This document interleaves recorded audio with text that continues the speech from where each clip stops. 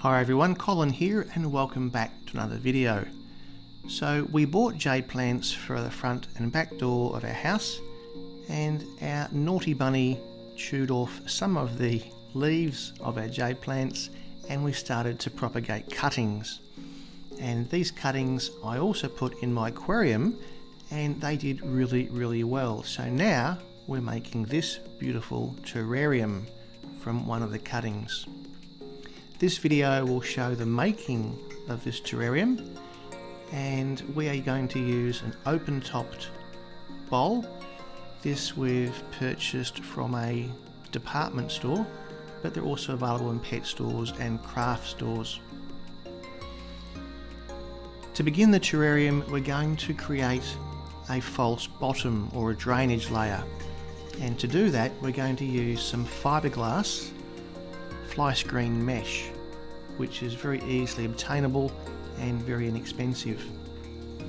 Using the bowl as a guide, we're going to trim a slightly larger circle than the base, and that will form a barrier between the bottom layer of pebbles and the upper layer of the potting mix that the succulent plants will be growing in.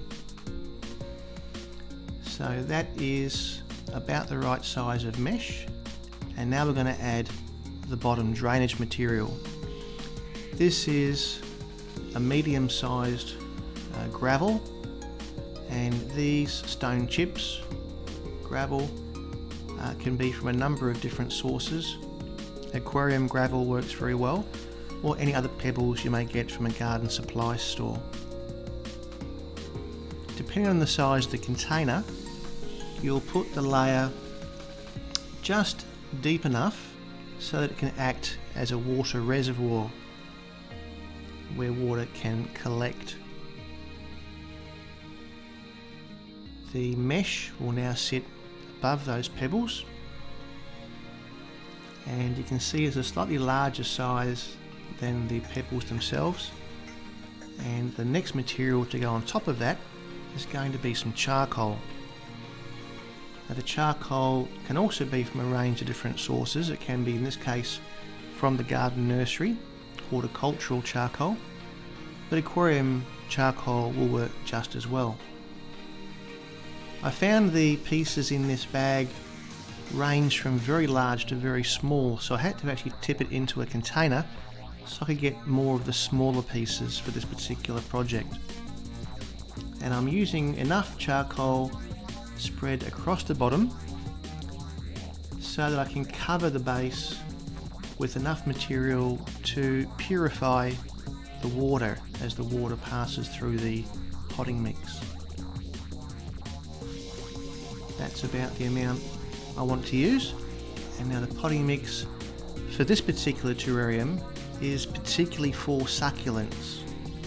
So cacti and succulents both prefer a very free draining potting mix, so it will contain a lot more sand and a lot more peat moss, sphagnum moss, which will allow water to pass easily through.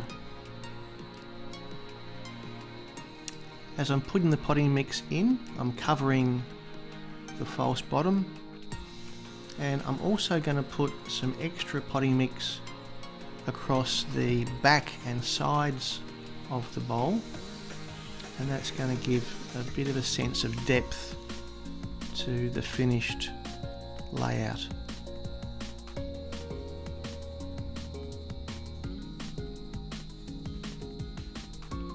So there I have a sloped surface, and we're now ready to start potting the plants and creating a layout.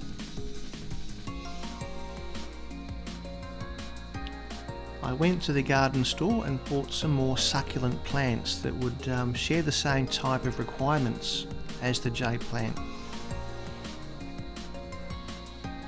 And amongst the succulents there are many different colours, many different leaf shapes, and together you can create a very interesting combination.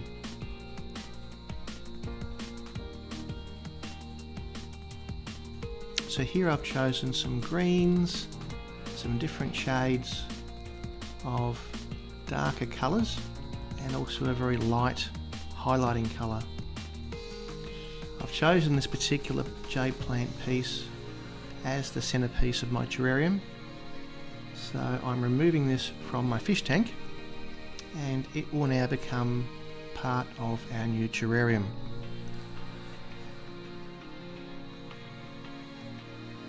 Because it's very tall, it's going to be right at the back and form the background to the other plants, which are all smaller, forming a mid to a foreground.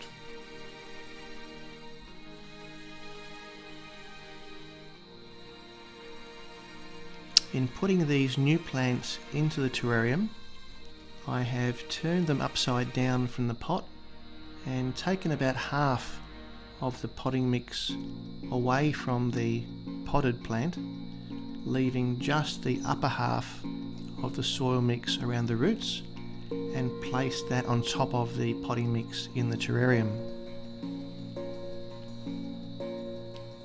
And I'm just seeing them into an attractive pattern that I think will look really nice in this terrarium. I also have some moss growing inside some planters, which I intend to use to add to this particular terrarium to give it some real impact and a really grown in look around these new plants.